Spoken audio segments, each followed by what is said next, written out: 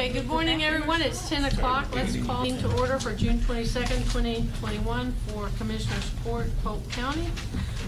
If you would, John Sexton of Polk County SOs will lead us in prayer. Father, we come before you on this day and we say thank you for all that you've given to us. Father, we ask that you give wisdom to this Commissioners Court today. Ask that you would help the people of Polk County, Lord, and the people of this great state. We give you thanks for everything that you have done for us. We look forward to the things that you are going to do for us in the future, Lord. Again, we just ask that you give them wisdom for all that they do for this community. In Jesus' name, amen. Amen. Madam Clerk. I pledge allegiance to the flag of the United States of America and to the republic for which it stands, one nation, under God, indivisible, with liberty and justice for all. Honor the Texas flag. I pledge allegiance to thee, Texas, one state, under God, one and indivisible. Thank you, ma'am.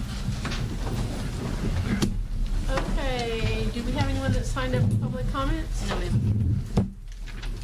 Informational reports. Okay, first of all, our first informational report is that this is our last regularly scheduled court meeting at this location. So from this point forward, we will be down where where our regional health center was. Used to be Man Eye Center. The clerk has already moved the majority of their stuff, and so we're the last ones to exit the building. So keep that in mind that we won't be meeting here anymore. Do we have any other elected officials or department heads wishing to present information? Nope. Okay. Item number 4, new business consent agenda. You have an addendum on B in the amount of $115,953.49. Is there anything on the consent agenda that anybody would like to pull?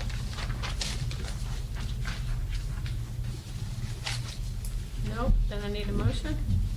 So moved. Motion to approve. Second. Commissioner Purvis, second Commissioner Vincent. Any further discussion or questions? All in favor say aye. Aye. Any opposed? Motion carries.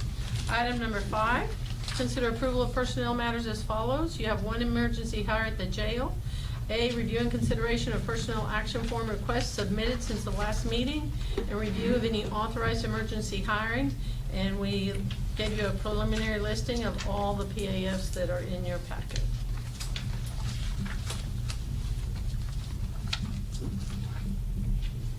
Can I have a motion? Motion to approve. Commissioner Vincent? I'll second. Second, Commissioner Robertson. Any further questions or discussion? All in favor say aye. Aye. Any opposed? Motion carries. Item number 6, consider request for revisions to the budget as follows. The FY 2021 budget revisions, number 2021-13, as presented by the County Auditor's Office, and a copy of the proposed revisions is included in your packet as well. Motion to approve, Commissioner Overstreet. Second. Second, Commissioner Purvis. Any further discussion or questions? All in favor say aye. Aye. Any opposed? Motion carries. Item number 7, consider appointment of 2 Polk County elected officials to serve on the Deep East Texas Council of Government Board of Directors for the 2021-2022 term. This is an annually recurring item for the court's consideration.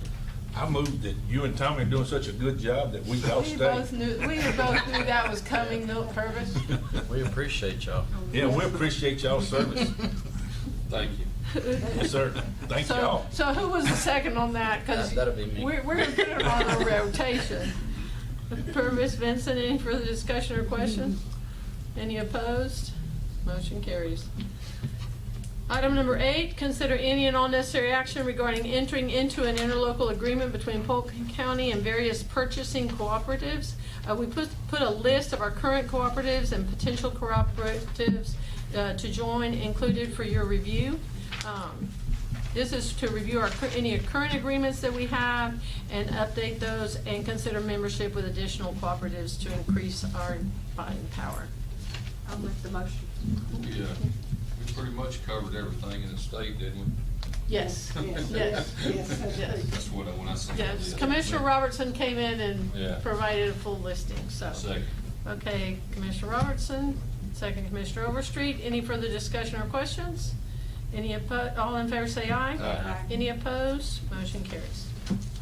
Item number 9, receive nuisance abatement hearing determination for cause number A00441 and consider order to abate a nuisance.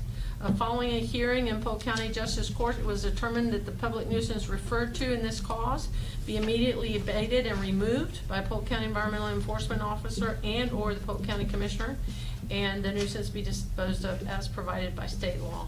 So a copy was included for your review, and it's now the court will determine whether or not to issue an order to abate the nuisance and to assess the cost of abating the public nuisance at $3,850, which would be the cost of legal notification by publication of $409 and an administrative fee of $100.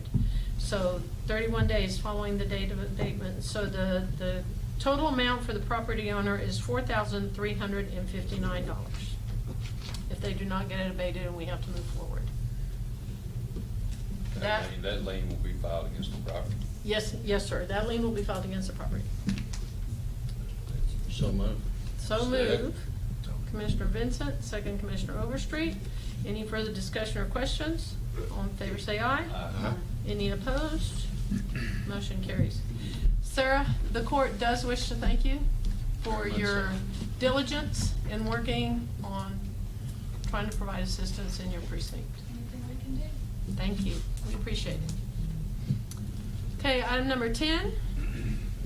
Discuss and consider any and all necessary action regarding school land leases that will not be renewed with the current leaseholders. We have received verbal notice from 2 leaseholders. We have now received written notice from one of those leaseholders. We have also received letters from some of the current leaseholders saying that they are interested in that property, and we have now received requests for people that are not currently lessors. So, I would like to recommend, I know that in the past, we basically had 2, and basically, our ag extension agent just said, this is what you need to consider, or who you should consider. But at this point, I feel like that it would be in the court's best interest to advertise that it's available. It already has a fixed price, and then assign a commissioner, one of the commissioners or a committee to review all the people that are interested. That means we would have to put an ad in the newspaper down there in that area to advertise it. We had to do that on the lease, oil and gas lease. We had to advertise it, Mhm. when we went through there. So I don't think this should really be done any different. Yeah. That's fine with me. It just covers us. It gives everybody an opportunity to, I think it might even be in statute. Yes, it is in So, the local that we government have to do code. it that way. Yeah. And do we can do bid or proposal, which, I think we should do proposals because we already have set a value on it.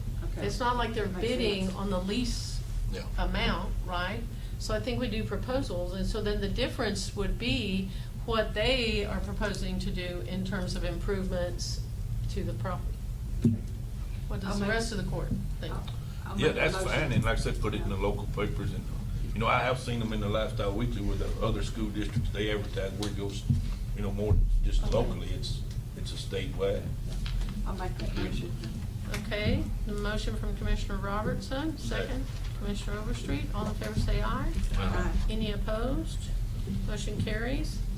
I would like to recommend that we ask Commissioner Robertson to be the one that maybe heads up the committee or the discussion or gathers the information. Okay. And we will be happy to provide whatever assistance you need in terms of notices, unless someone else wants it. I think she'll do a great job. She will do a great job.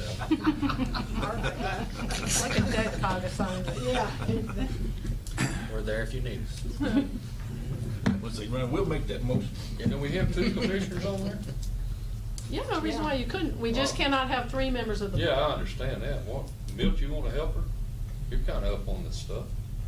Well, I can, yeah. That'd Yeah, be great. that'll work. More than That'd happy be to. great. Thank you. That way we won't Yeah. put everything Yeah. on you. That'd be great. Well, it didn't bother y'all to dump it all on me when I wasn't here. Well, you can defend yourself now. doesn't it?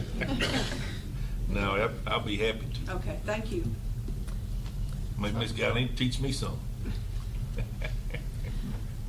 Okay, item number 11, consider any and all necessary action regarding lease agreement with Enterprise Fleet Management. Okay, so on April 27th, we received a presentation from Enterprise Fleet Management, and this is not the first time they've been here. Initially, we're looking at leasing 11 vehicles for the sheriff's office and 1 each for the DA, environmental enforcement, fire marshal, and permits, based on the need for new vehicles in the new fiscal year. So, Good morning. Sheriff? Good morning, everyone. So, as I stand before you today, just to appeal to you in reference to the needs of the sheriff's office when in reference to transportation, Jeff is here more so to discuss the numbers. As any questions may arise reference to this. So just for a little history, one of the things that we've always done in the past is that we took it upon ourselves because that's how it was when we walked in the door, is that we would go out to bid for proposals from different companies to give us bids on vehicles, and so we did it all in-house. Well, as time has come about, is that we're in a process now. Like today, we bid 2 cars. We were awarded 2 cars by the court on last year, and we still have not got those vehicles. We're still waiting, and probably, I don't know, maybe a month or 2 out is what we're being told. And so our fleet has begun to deteriorate. Mileage gets high in them. Even just the running hours themselves is hard on the vehicles when they're sitting in idle for some time. And so we were trying to, and with the judge's help, we came up on the ideal of leasing, because we needed to come about, or we need to have a better working plan on how we were replacing the fleet, so that one, that the county was getting the best options or that was available to them, and then 2, that we were making sure that the vehicles that were out there were going to be safe for the officers to drive, as well as being safe, driven in the public. And so this leasing plan seems to be a plan that I've talked to about 5 different other sheriffs around Texas who are actually leasing through this program, and who are all happy with it, because it does allow them to be able to keep their fleet up to date. The good thing is that they will help with the maintenance part of that, keeping up with the numbers, telling us what vehicles need to be moved in and moved out. And then as the program progresses, it even has a portion that we're able to be awarded some funds back, because it is a lease that could be used to go back toward purchasing other vehicles. The plan is a good plan, and I'm not saying that certainly there's a financial fee attached to this, but I think in the long run, as this program matures for the county, we will see the benefits of it. Here in the beginning, it may be a little steep but I think to get started, to get us where we really truly need to be, this is the best plan for the county, and certainly, for the sheriff's office and the county as a whole. Thank you, Sheriff. Appreciate it. If you all will recall, not you so much, Guyleen, but we had reviewed these kinds of options before, and looked at it. And so part of it is that it's going to create a paradigm shift for all of us in terms of the budget. Because in the past, all of those vehicles had to be put on our capital projections. So then we had vehicles that, like the sheriff said, were really out of date, but we're still paying on them, and we're still paying interest on them. And in some cases, we didn't even own the vehicle anymore. Okay, so we went through and have worked really close with Jeff and looking at it. And so we summarized for you in your packet that basically we would be adding, by not going with Enterprise, if we were to add every vehicle that currently is being requested, then we would be adding $830,000 to our debt service, to our capital projections. So that's part of why we're evaluating this. So we're going to let Jeff explain what he's proposing now. Yep. Good morning, Judge. Good morning, Commissioners. Thank you again for your time. To the Sheriff's point, we've been meeting over the course of the last 3 months. looking at your fleet, identifying what is the lowest total cost of ownership, but also looking at it from a model perspective, when is the right time to get out of the vehicle. The sheriff had identified it earlier that today you're on a 7-year cycle where you're holding vehicles longer. We're proposing a 4-year cycle that'll help shrink that, but also increase your resale, lower your operational costs, and and actually give more visibility to the county on maintenance costs. Before I did start, I did present you with 3 different pieces of paper. One would be the sheriff's units on menu pricing that were identified earlier as 11 units that we were looking at replacing. The second sheet was 4 units. And then the third sheet was the units we're replacing and also what those fair market values are. Before I dug into that, though, I did want to give you an update from a pricing perspective as we looked at the manufacturers. Today, as you look at Ford has just opened up their 2022 model year banks for the F-250s, one of which we're proposing today. Over the course of the last month and a half, they've actually filled allocation to almost 86% because they're the only manufacturer taking orders. GM is on an allocation base only this year, which means that we have to get approval to them sooner for them to get approval for the county to be able to purchase vehicles. In the past, it was put your orders in, place them, and move forward. Today, it's we have to ask permission. But getting the county's approval today would be imperative to ensure that we can get you in line first, to the sheriff's point, get those vehicles ordered when the order banks open, and get those delivered to you towards the first of the year. That being said, the menu pricing in front of you today is based upon 5% increase over model year. We're seeing anywhere from 5 to 10% up in Canada, as we were made known yesterday.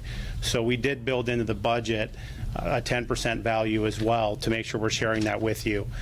But ultimately, this is 5 sheriff patrol units that we're looking at replacing. You're looking at 1 of the Tahoes that are canines, and these are all fully equipped. 1 F-250 for animal control, and then you have 1 CID 1500. Ultimately, your cost for the sheriff's units is $156,499.44.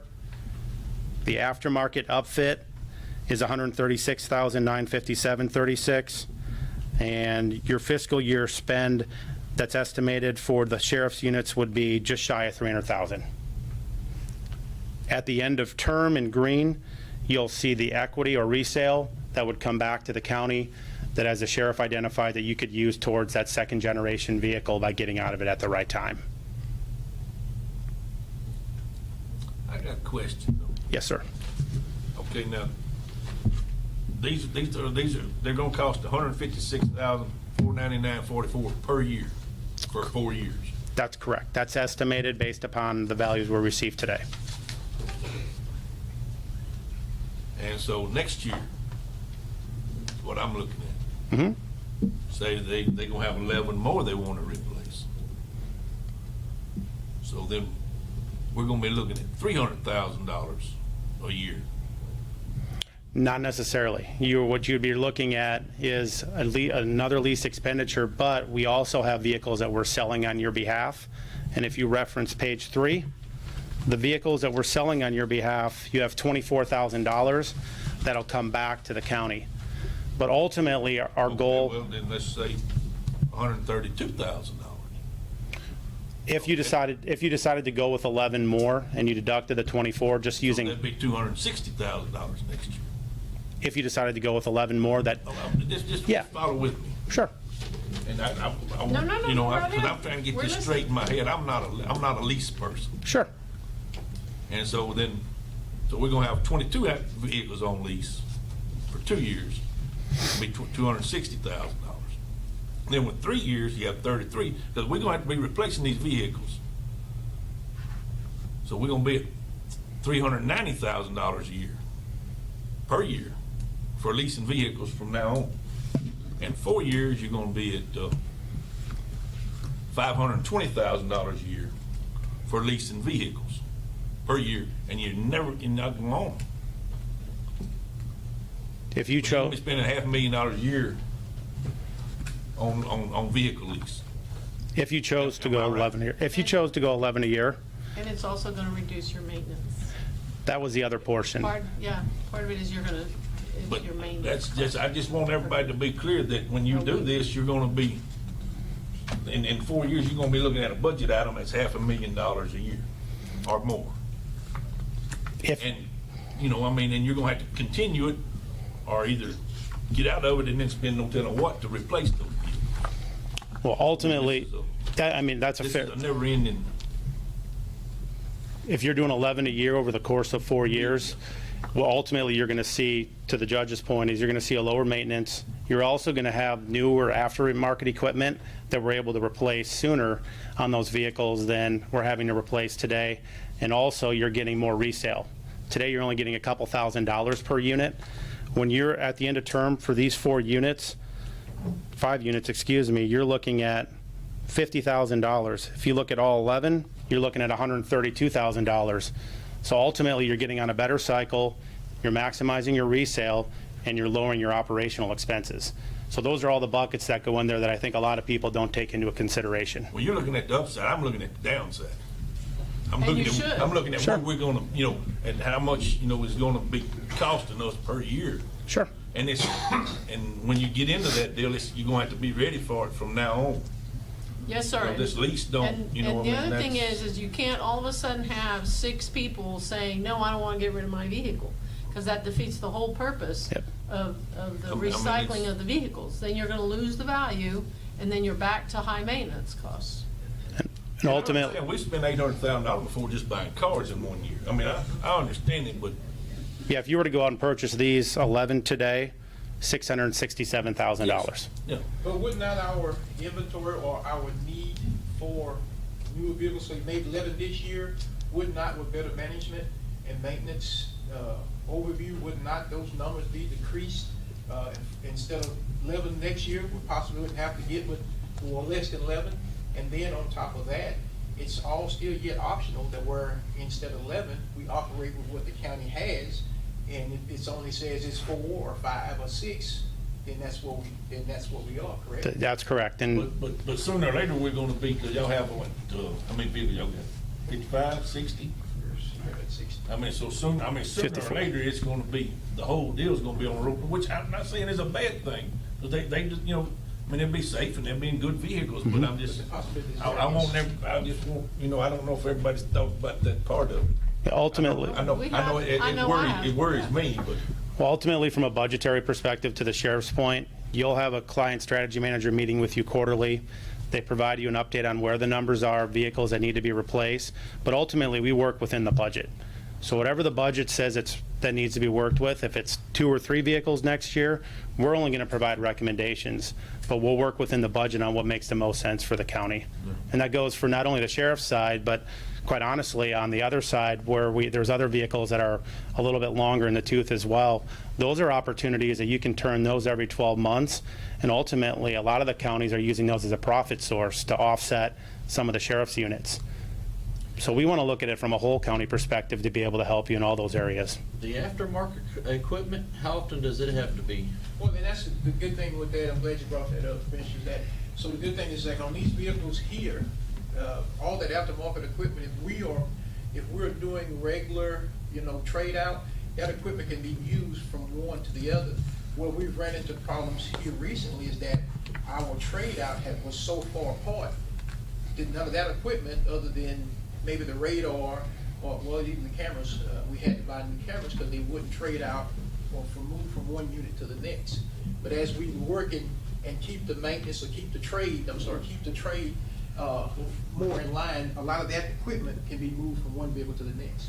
Well, it just seems like the model, a model didn't change but every 4 or 5 years, but now it seems like every other year And they're that's- changing. Yeah. And would we have to continue to buy new equipment? Well, and that's gonna be, while we're trying to, if we stick with like Chevy or whatever unit we use, in the projections that if we stick with where we are now with the Tahoes, that equipment should last us to be able to trade out for at least for 2 cycles. Correct.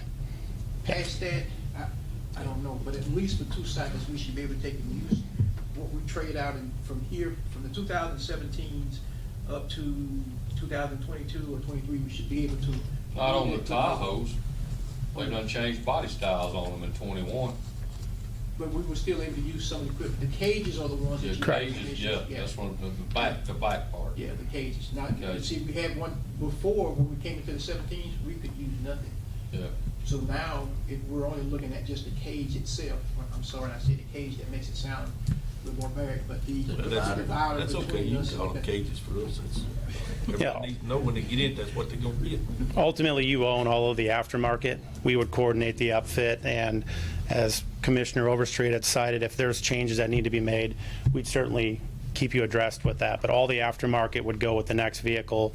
We would coordinate the turn, and then it would be turnkey ready for that new vehicle to be on the road for the Sheriff's Department. We'd in turn take the older vehicle, sell it on your behalf, and then that check would come back to the county. yeah, we can't.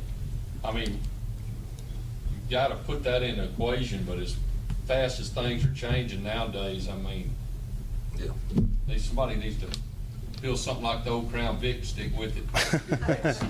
Let us roll. Well, I think by having a more uniform fleet, to the sheriff's point, and having the same vehicles, it makes it a lot easier to turn that equipment over after the term is up on the vehicles themselves. You know, as I stated when I first stood up there, I knew that the numbers were up there. But what we've been doing in the past is just not working. You know, like you said, Commissioner Purvis, there were some years where we had $800-some thousand that we were pushing out, and a lot of that cost was being attached to vehicles that we didn't even own anymore, that we were still paying notes on. Yeah. And it was just, to me, it's just ludicrous, but this is a way that we can get into a program and an exercise that where we can better manage it and better be able to, I guess you say, for lack of better words, be able to get the best for your buck. What about the maintenance on them? Is that something that we do? Or y'all do it? Is it We done would- locally? We would help coordinate it, correct, and we do have partnerships with, I ran the numbers for carrying the team, with about 25 to 27 shops within about a 25-mile radius. All of that information would be uploaded and visible for the Sheriff's Department to see exactly what the costs are, and we'd be sharing that with the commissioners to show you exactly what those costs are for the vehicles. So now you're identifying analytically when is the right time to get out of the vehicle based upon the maintenance, the operational costs, fuel expenditures as well. And by estimation, we're showing a fuel reduction of about 28%, and your maintenance costs, 70% would go down as a result of having a newer fleet and cycling at the right time.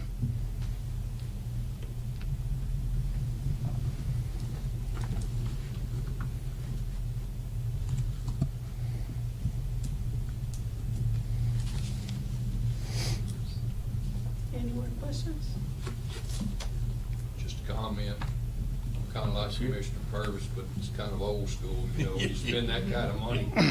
Oh, I know. It's like our equipment, we can buy out, spend that, keep it 15, 20 years, look at things different, but. Yeah, I know, I mean, that's just, Yeah. the number snowballs in my head, it's hard Yeah. for me to grasp coming up with that much money in a few years.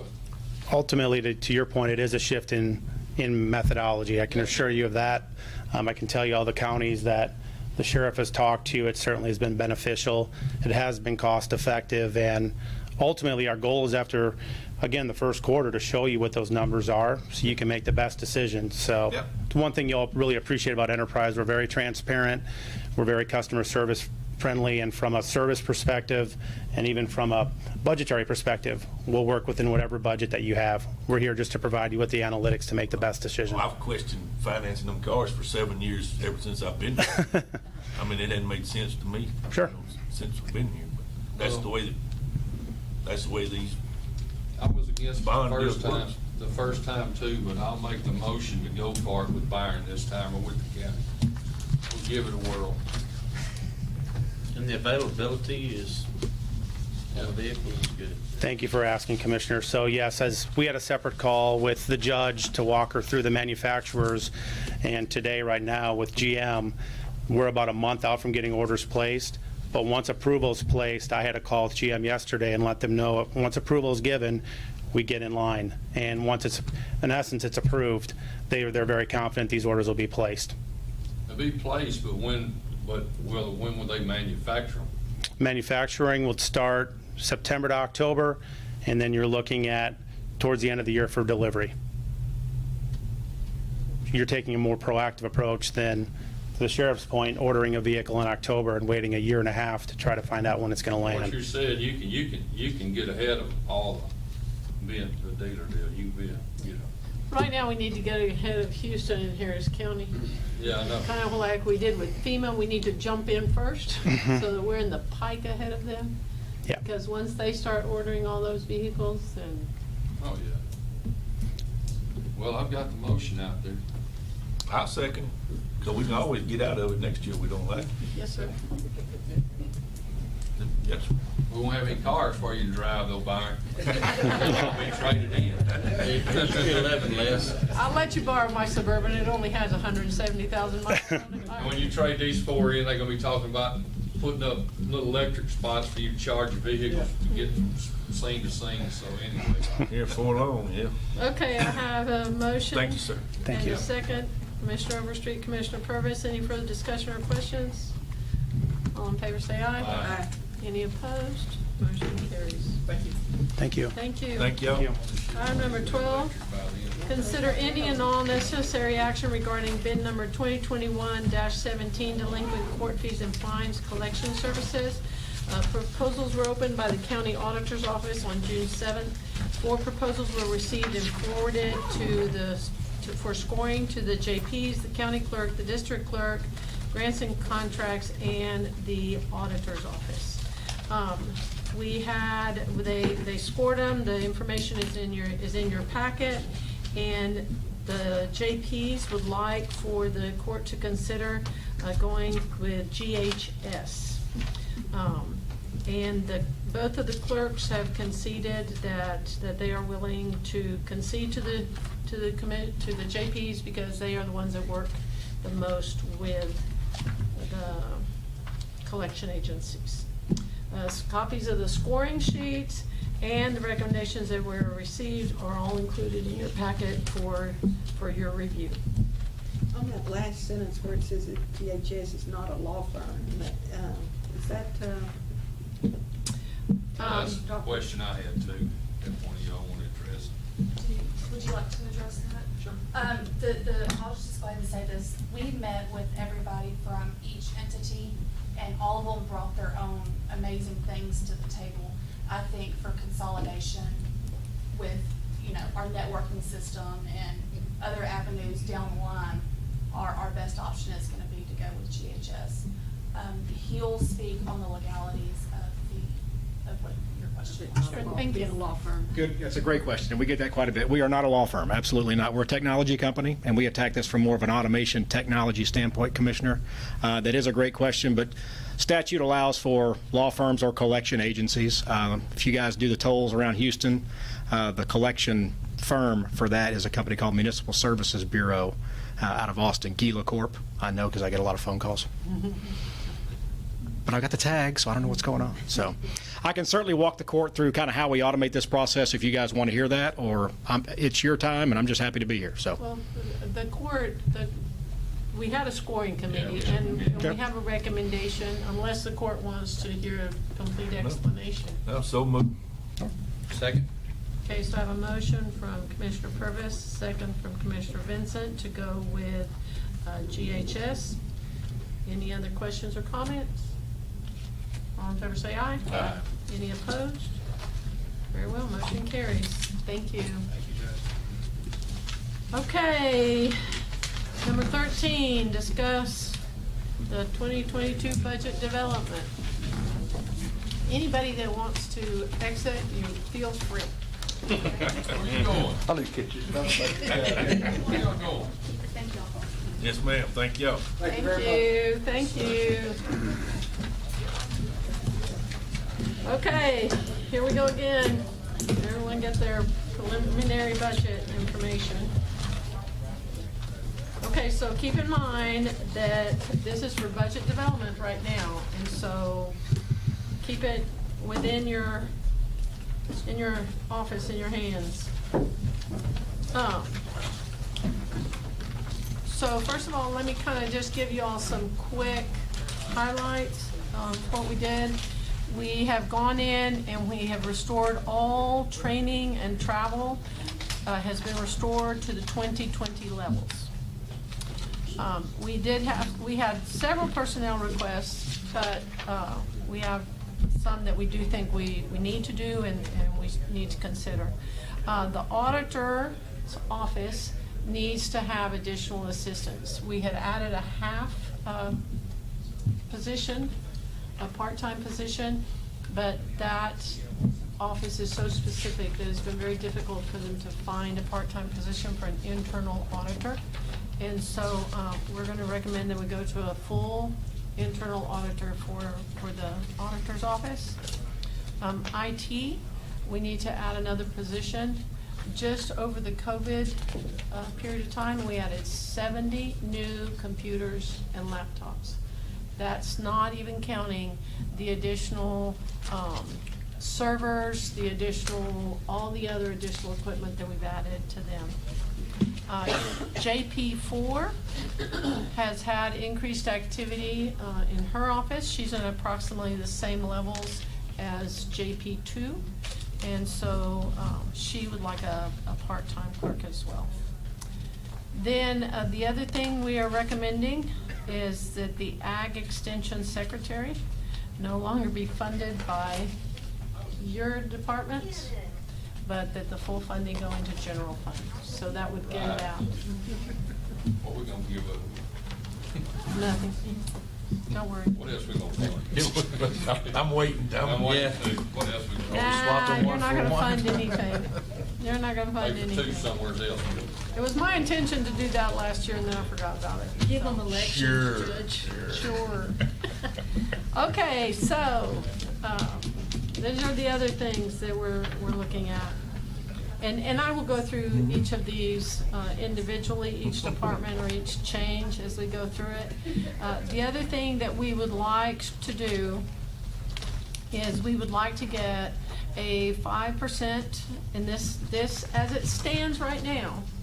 Okay, as it stands right now, and of course, keep in mind that we still have some information that we have not received that's not completely solid. So this is based on conservative estimates. As it stands right now, we have built in a 5% cost of living adjustment for every employee. And then we also would like to put some merit funds into each department that would allow for flexibility for each elected official or department head. So in some cases, there would be some employees that would get a 7.5% increase. And if that department head decides to give them a 2 merit increase, well then obviously there would be some employees that would get a 10% increase based on merits. So what I would like to do is go ahead and build the merit. I know that in the past you all have not done this. We have not added the merit to the departments, but this will equalize and level the playing field better, especially for smaller departments. If you stop and think about our smaller departments, like Terry has 2 people that work in her office. And so for Terry to have to wait for someone to exit the building before she can give a merit, before she herself has merit monies, would be very difficult. And so this would also place merit monies in there to where they're not having to wait for someone to leave or retire. Okay. So, let's see, does everybody have this one, Carrie? I'm not sure, I left that in your. Okay, we'll just go through this, because that's basically the information I just gave you all. Yeah. About moving ag extension to the general fund and so forth. Okay, page 104, important dates. Please make sure that you've marked your calendar for all of these dates. So you have July 13th for tax rate and budget adoption, August 16th. July 25th, we will have all the certified appraisal values and submit them for a tax rate calculation. On August 3rd, we will receive the tax rate calculations, and that's when we will determine the proposed 2021 tax rate.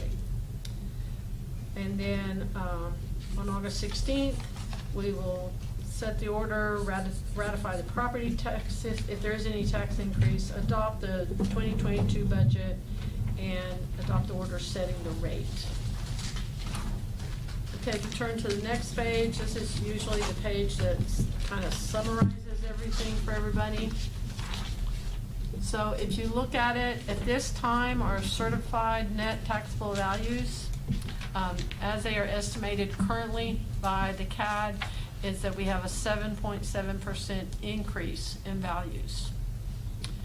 Now, as you go down to the mineral portion, you will see that our mineral values are still ticking down. So our mineral values reflect a negative 17.49%. So as we receive updates from the tax assessor collector, so you're going to see some that say need update, that's because the information is not necessarily available to her at this time. And so then the net value for budgeting is an increase of 6.91% for budgeting purposes. You go down, as you will recall, last year the legislature set the amounts that we could consider for our collection rates, and it had to be based on historical information as well, not just what we estimated, but historical data. And so all of those will need to be updated by our tax assessor collector, and that information is not available to her at this time. Okay, so if you go to the next page, page 3 of 4, we have a 97% collection rate for general and road and bridge fund rates, which we think is reasonable. At this time, we are maintaining our rate now at the 0.6461 for budgeting purposes, because keep in mind that that same 6461 is providing an increase because of change in values and because of new construction. Okay, so if you look there at our debt, keep in mind we have to pay our debt service first. And so the total for debt service would be $3,308,826 would be needed for debt service. And then you have the numbers, the general fund numbers based on 97% collection rate. And you have the road and bridge fund also based on a 97% collection rate. So all of those funds show an increase in the amount of money available because we've had the increase in values. Okay, page 4 of 4.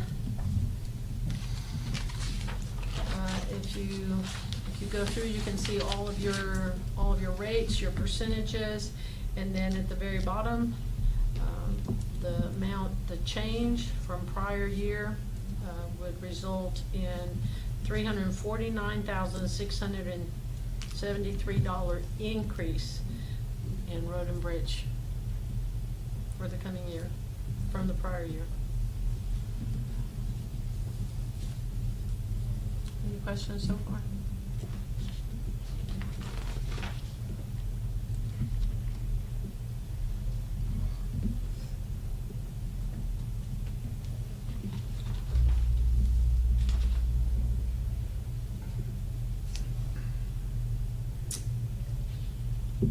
Okay, let's go ahead and flip it over. Then now you're going to be on the budget worksheet, excuse me, the account summary, page 1 of 81.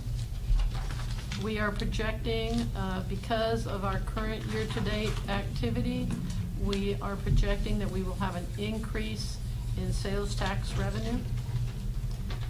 For the 2020-2021, that's a tongue twister, we projected $2,400,000, and our year-to-date activity is $1,811,463, and so we are projecting that we will exceed the $2,400,000, and so we have built in $2,800,000 for our sales tax revenue. If you go a little further down, sewage, floodplains, and permits, we have put it in at $165,000. because our year-to-date activity is $154,000, $395. Obviously, we've had some increase in development, so our permits revenue has gone up. I mean, it seems like every other commissioner's court, we're having a subdivision discussion. Yeah, so,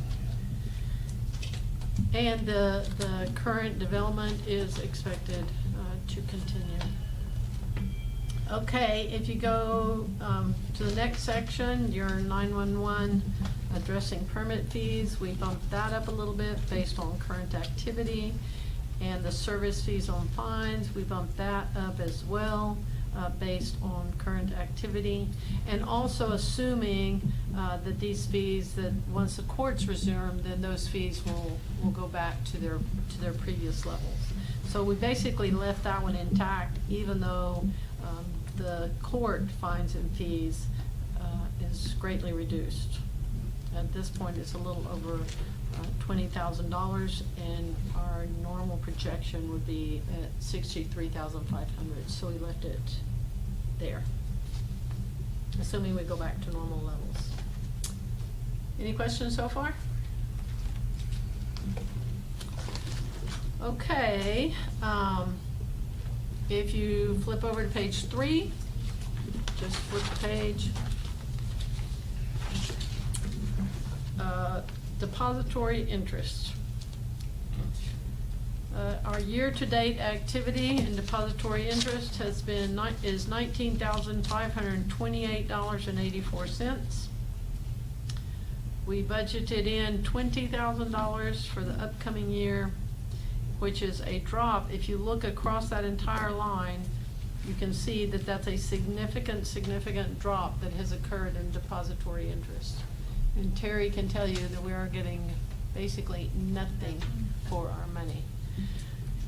So to be on the safe side, we put it at 20, which is where we currently are right now.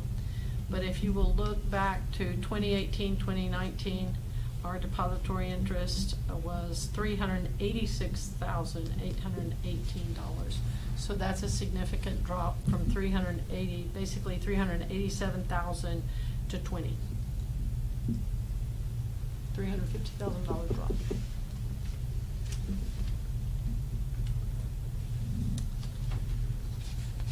Okay, flip a couple of pages to page 7.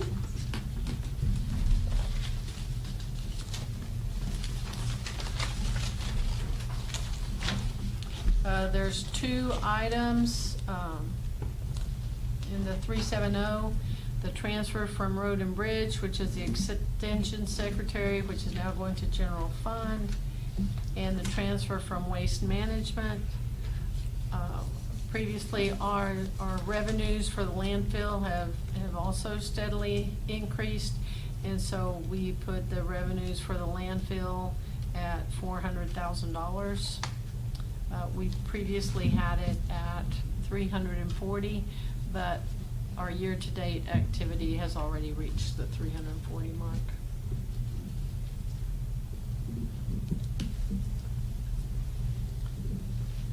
Okay, 370-7426 is IAH, and that's our guaranteed IAH per diem, which is at $600,000.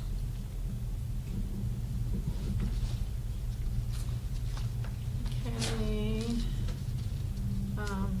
flip to page 10 of 81. Since we're gonna build merit funds into every department, then the only group of people that would leave out in terms of merit funds would be the department heads. And so we just did like a department head merit pool, which would allow the court to then determine which department heads you want to give merit increases to.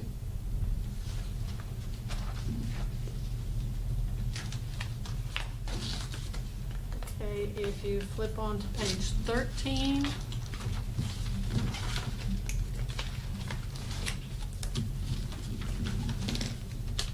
Oh, it's too bad Judge Johnson left, because he's been one of the people that's been we've been working hard to get connected to the rest of the world. So we've had extreme serious difficulties with internet capability from our sub-courthouse in Corrigan to here, or to the jail, or to the judges, or to anybody. We've been in communications for the last 2 years, I guess, with AT&T, can't get any relief there in terms of internet. So now Consolidated is making a move to go ahead and bring fiber down from Corrigan to Livingston. And so we have a significant decrease in cost if they are able to get that done. And so we are hoping that the AT&T charge there will go down for the internet and Consolidated, with Consolidated versus AT&T. And Consolidated can operate in that area, In Corrigan? if they can get that fiber down to us. And they're working on getting that fiber down to us. Oh, they're not, they're coming there, Yes. okay. Yeah. Yes. Shoot, my phone's been out 3 days, week before last, 3 days last week. Yeah, it's been a struggle up there. Yeah. And Judge Johnson, they cut off his court for a whole week with no warning, no nothing. Just poof, it was gone. So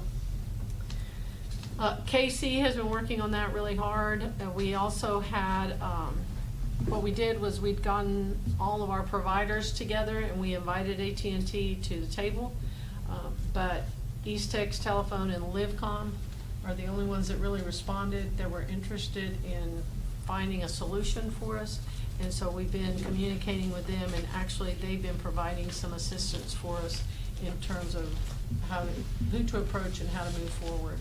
So East Tex Telephone was really instrumental in getting us hooked up with Consolidated and telling them pretty much what we needed. So we have had some assistance there. Okay. I've already told you about the positions. I've already told you that we are restoring travel and training to prior amounts. Page 18 of 81, capital outlay on buildings. We've restored that. 15115740, we restored that to the prior amount. We're slowly but surely inching our way up. And then page 19 of 81, our volunteer fire departments, Department 1543. We put in a 5% increase to the volunteer fire department fund. And once again, the fire chiefs will sit down and discuss their current formula and decide how to proceed.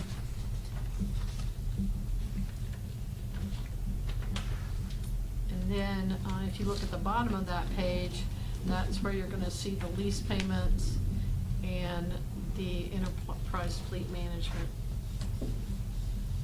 Now keep in mind that this creates a big change in terms of our budgeting. So we don't need to continue to have capital projections expenses that are that high, because then we will simply be doing it twice, right? So we need to keep in mind that when we move into capital projections, that this is now in the budget, not on capital projections. So when we start looking at capital projections and you're thinking, oh, we've always been over $600,000 on capital projections, well, we need to simmer down, because we don't need to have this built into the budget and then still have the debt for something else. So let's keep that in mind, because that is a big change for us. Okay. Now it's several pages before you get to another change.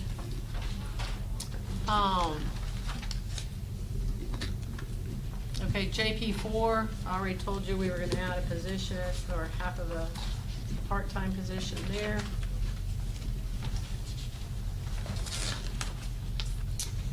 Okay, we did a category, if the two departments that are gonna really grab your attention in terms of money is going to be the jail and the sheriff's office.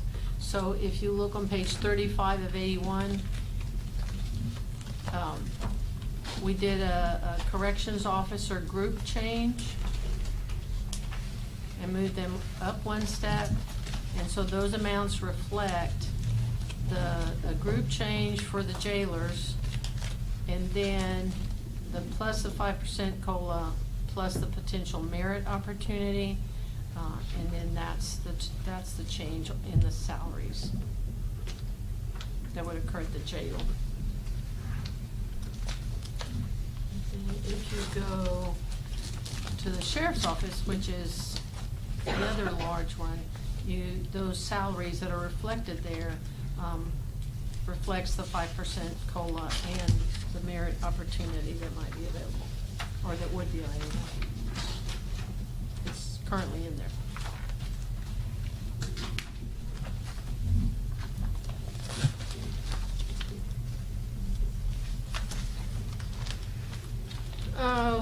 Page 50, 49 and 50 of 81. Page 49, the very bottom, the transfer to Justice Court Technology. If you will look at the historically there, it has been a steady increase that the general fund is having to transfer to Justice Court Technology. And so this year it looks like it's going to be about $36,000.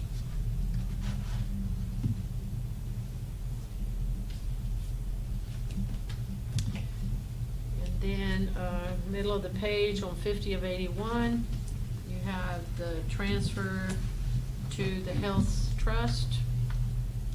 If you will recall, this is the trust where we had to catch up to make sure we could maintain the retiree health benefits, right?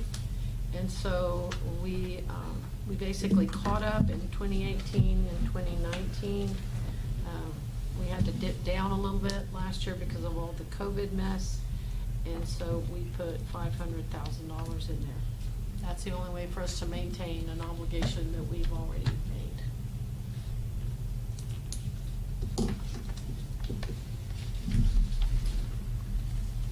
Okay. Now if you skip to page 66 of 81.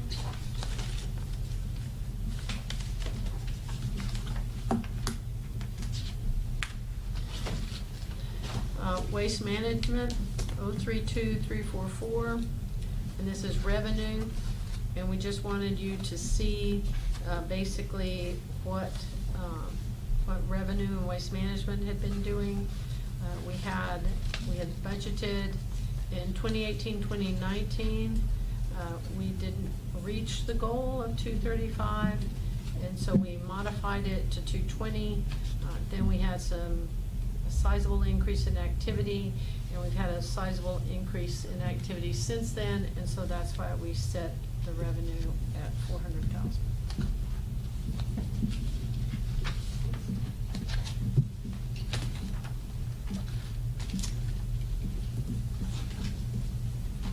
And then the last one that I really want to point out to you is page 70 of 81.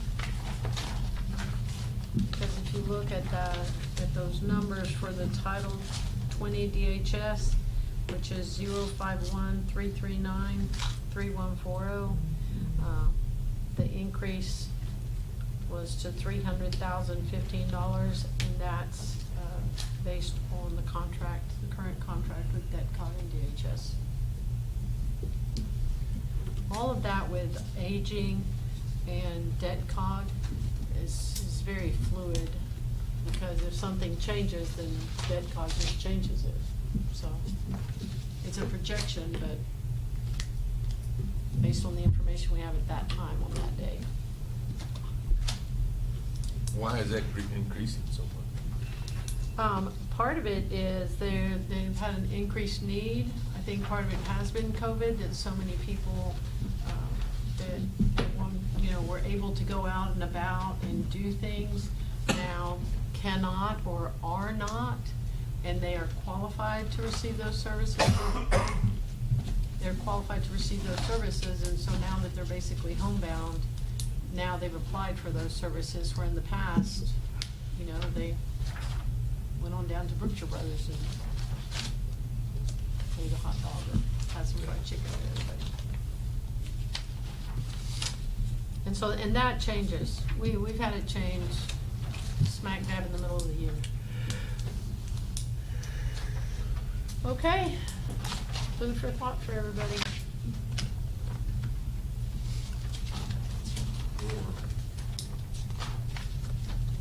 Call for a motion to adjourn. Yes, sir. Second. What time is it, Madam Clerk? 11:01. Thank you.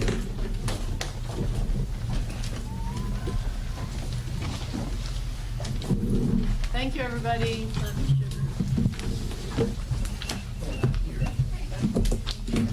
Yes, sir.